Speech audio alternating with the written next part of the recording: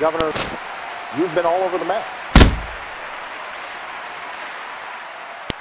Attacking me is not an agenda. Hi everybody, this is Joel Wood, your lobbyist in Washington. Hope you're doing well. Strap on your seatbelts. This is going to be a wild one. On Monday night, this past week, I was in Fort Wayne, Indiana. Highlight Group had me in for a gig, and I sat alone in my boxers in my Marriott room with a bag of Bugles and Lay's French onion dip and a tall glass of brown liquor. That's how I intend to be watching the election returns in just a few short days.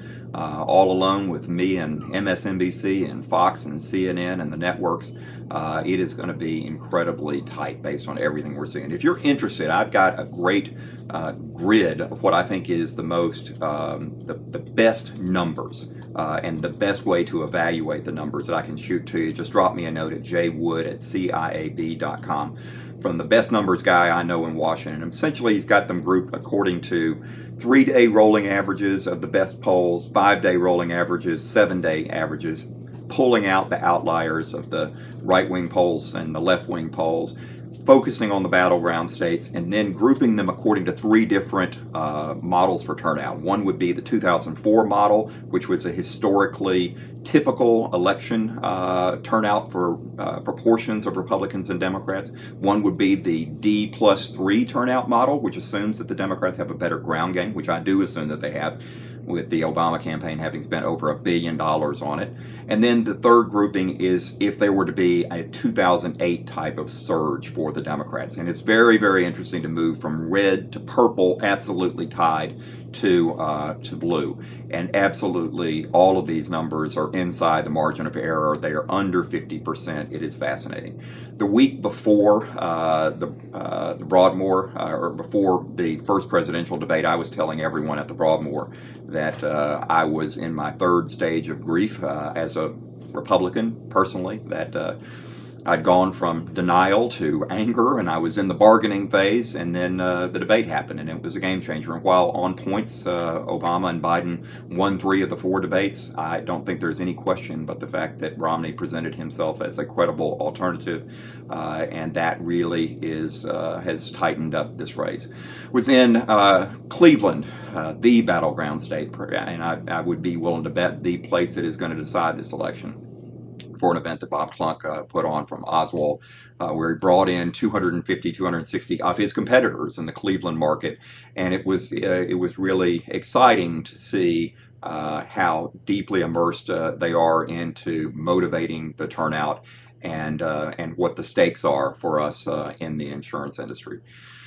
For us, because we've got a much more credible, plausible theory of a Romney administration, it again turns to the issue of what would the repeal and replace look like under a President Romney and a Vice President Ryan. Certainly, Paul Ryan philosophically supports a pure consumer-driven approach. Romney was the architect of Romney Care with the exchanges. We know that they would keep in the market changes that have already occurred in pre-X, the slacker provision, those kinds of things. We also know that the exchanges would be very, very much scaled back, but I would imagine that a Romney administration, having spoken with the Levitt partners, that's what they are doing, is consulting with states and companies and brokers on the establishment of exchanges, mostly working off of the Utah type model, which is a lot less invasive than the Massachusetts model. I believe that the exchange model would move forward. It would be a completely different animal with respect to the kind of subsidies that are there.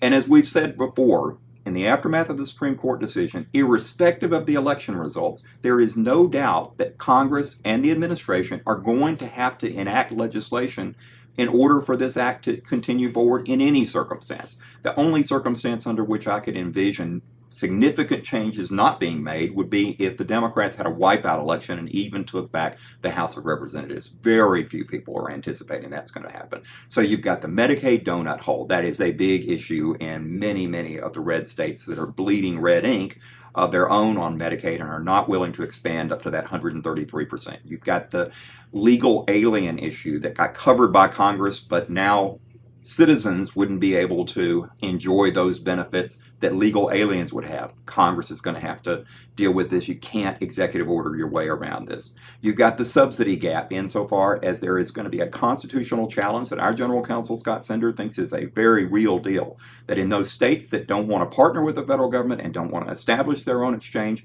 they're going to have the federal government is going to move in.